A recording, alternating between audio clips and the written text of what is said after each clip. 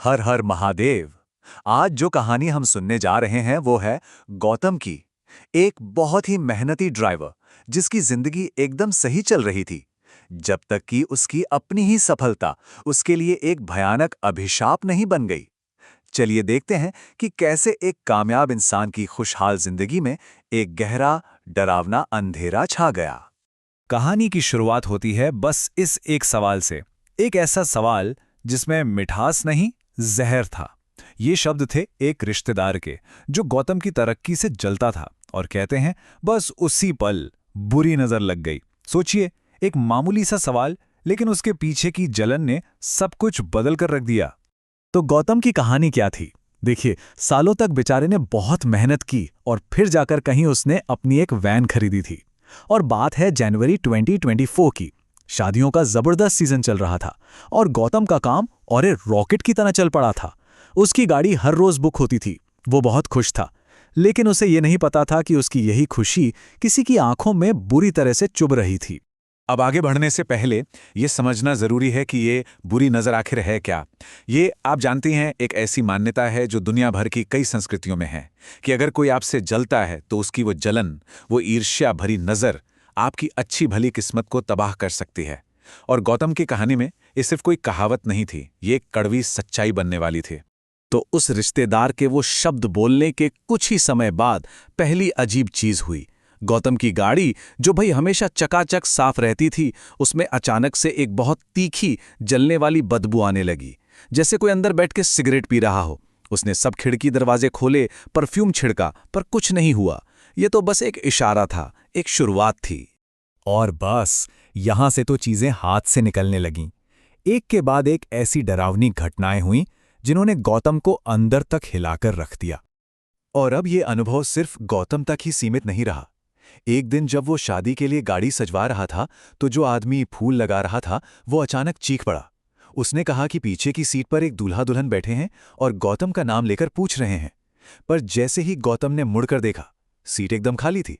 वो बेचारा फूल वाला तो डर के मारे जमीन पर ही गिर गया। अब गौतम सच में बहुत परेशान हो गया। रास्ते में उसे एक मंदिर दिखा तो वो रुक गया। पुजारी जी ने उसे एक कलावा दिया, एक रक्षा धागा। उसे थोड़ी तसल्ली हुई, पर कुछ ही देर बाद जब उसने गाड़ी के स्टीयरिंग पर बांधने के लिए जेब में हाथ डाला तो वो धागा गायब हो चुका था।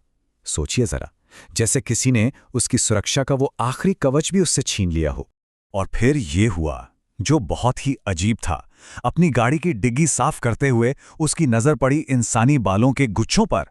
एक नहीं, कई गुच्छे थे, और वो ऐसे चिपके हुए थे जैसे कार के लोहे के अंदर से उग रहे हों। ये सिर्फ कोई अजीब चीज नहीं थी, ये एक पक्का सबूत था कि कुछ बहुत ही गलत, बहुत ही भयानक हो रहा है। इस मोड़ पर आकर गौतम की अपनी सच्चाई दुनिया की सच्चाई से अलग होने लगी। एक बार रास्ते में उसने मुंह धोया और जब शीशे में देखा तो उसका चेहरा पूरा काला, ग्रीस से सना हुआ दिख रहा था। वो घबरा गया। उसने पास खड़े लोगों से पूछा तो सबने कहा, नहीं तो तुम्हारा चेहरा तो एकदम साफ है। ये वो पल था जब उसे एहसास हुआ कि ये लड़ाई अब सिर्फ बाहर नहीं, उसके दिमाग के अंदर भी शुरू हो चुकी थी। जब ऐसा लग रहा था कि सब कुछ खत्म हो रहा है, कि हर तरफ सिर्फ अंधेरा है, तभी कहानी में एंट्री हुई एक उम्मीद की किरण की।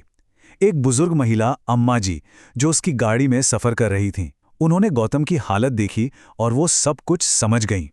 अम्मा जी ने कुछ नहीं कहा, बस एक गीत गाना शुरू कर दिया, जिससे गर्भ गीत कहते हैं। अब देखिए, पारंपरिक रूप से ये गीत गर्भवती महिलाओं को डायन या दूसरी बुरी शक्तियों से बचाने के लिए गाया जाता है। और यही तो हमारी लोक परंपराओं की खूबसूरती है कि एक साधारण सा लगने वाला गीत असल में एक शक्तिशाली सुरक्षा कवच का काम करता है। गाड़ी में बैठी दूसरी औरतें मजाक करने लगी, बोली, अरे अम्मा जी, ये कौन सा गाना गा रही हैं? तो अम्मा जी ने बड़ी गंभीरता से जवाब दिया। उन्होंने कहा, ये गीत सिर्फ गर्भावस्था के लिए नहीं है, ये हमारी सुरक्षा के लिए है। उनके कहने का मतलब साफ था, ये कोई मामूली रीति रिवाज नहीं, बल्कि एक ढाल है जो हर तरह की बुरी चीज से बचाती है। अब एक मिनट रुकिए। जिस वक्त गौतम अपनी गाड़ी में ये सब झेल रहा था ना, ठीक उसी वक्त उसके घर पर भी कहर टूट रहा था। उसकी पत्नी ज्योति ने उसे खुद नहीं पता कैसे घर के सारे कपड़े कैंची से काट डाले। उसकी माँ के बाल एक चलती सिलाई मशीन में खिंच गए और उसके पिता को तो रात में किसी काली परछाई ने बिस्तर पर ही दबोच लिया। मतलब ये हमला सिर्फ गौतम पर नहीं था, उसके पूरे परिवार पर था। हालत इतनी बिगड़ गई कि मदद मांगने के लिए गौतम उसी रिश्तेदार के घर पहुंच गया और वहां कुछ खाने के बाद ही उसका अपने शरीर पर से कंट्रोल पूरी तरह चला गया। वो बस एक गुलाम की तरह उनके सामने घुटनों के बल बैठ गया, आंखें नीचे, जैसे उसकी अपनी कोई मर्जी, कोई आत्मा बची ही ना हो। और अब आता है कहानी का क्लाइमैक्स। गौतम की पत्नी ने घबराकर सीधा अम्मा जी को फोन किया और फिर जो हुआ वो कोई चमत्कार से कम नहीं था। एक बहुत ही शक्तिशाली और अनोखे अनुष्ठान की तैयारी शुरू हो गई। अम्मा जी अकेली नहीं आईं, वो अपने साथ गांव से 21, जी हां 21 और औरतों को लेकर आईं। सबके हाथों में ढोलक और मंजीरे थे और जुबान पर वही शक्तिशाली गर्भ गीत। ये कोई छोटी मोटी पूजा नहीं थी, ये एक पूरी सेना थी जो उस अंधेरे से लड़ने के लिए तैयार थी। तो ये अनुष्ठान बहुत ही अनोखा था। उन 21 औरतों ने गौतम को बीच में बिठाकर घेर लिया और फिर लगातार 2.5 घंटे तक वो गीत गाया। कहते हैं जो भी शक्ति गौतम के अंदर थी वो पागलों की तरह नाचने लगी। आखिर में उससे बात की गई, उसे वादा किया गया कि अगर वो गौतम का शरीर छोड़ देगी तो उसे एक हरे कपड़े में पकड़कर सुरक्षित जगह पहुंचा दिया जाएगा, और वो मान गई। लेकिन ये सब इतना आसान नहीं था। उस अनुष्ठान के बीचों बीच नाचते नाचते उस शक्ति ने गौतम के दोनों हाथ तोड़ दिए।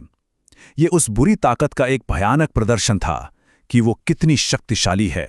और इससे भी ज्यादा चौंकाने वाली बात ये थी कि हाथ टूटने पर भी गौतम के चेहरे पर दर्द की एक शिकन तक नहीं आई। उसका अपने शरीर से नाता पूरी तरह टूट चुका था। वो बस एक दर्शक की तरह देख रहा था कि उसके ही शरीर के साथ क्या तबाही हो रही है। आखिरकार वो शक्ति उस हरे कपड़े में कैद हो गई और अनुष्ठान खत्म हुआ। श्राप टूट चुका था। लेकिन कहानी अभी खत्म नहीं हुई थी। असली अपराधी का पर्दाफाश होना तो अभी बाकी था। जाते जाते अम्मा जी एक बात कह गई थीं, जिसने भी ये किया है वो अब बेचैन होकर तुम्हारे पास आएगा। और ठीक ऐसा ही हुआ।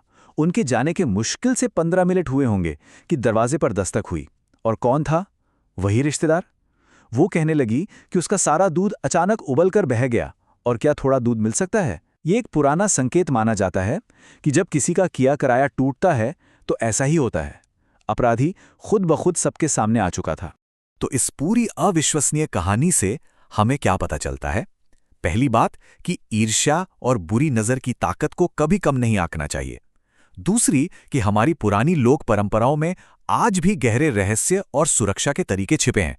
पर शायद सबसे बड़ी सीख ये है कि जब अंधेरा बहुत घना हो तो समुदाय की एकता ही सबसे बड़ी रोशनी बनकर उभरती है। आज गौतम और उसका परिवार सुरक्षित हैं। वो सब धीरे धीरे उस भयानक दौर से बाहर आ रहे हैं। एक ऐसा दौर जिसकी शुरुआत सिर्फ किसी की एक जलन भरी नजर से हुई थी। ये कहानी हमें एक बहुत गहरे सवाल पर सोचने के लिए मजबूर करती है। हमारी सदियों पुरानी परंपराओं और लोक कथाओं में, जिन्हें हम अक्सर नजरअंदाज कर देते हैं, न जाने सुरक्षा और ज्ञान के और कितने ऐसे ही रहस्य छुपे हुए हैं। शायद जवाब हमारे बहुत ही करीब है।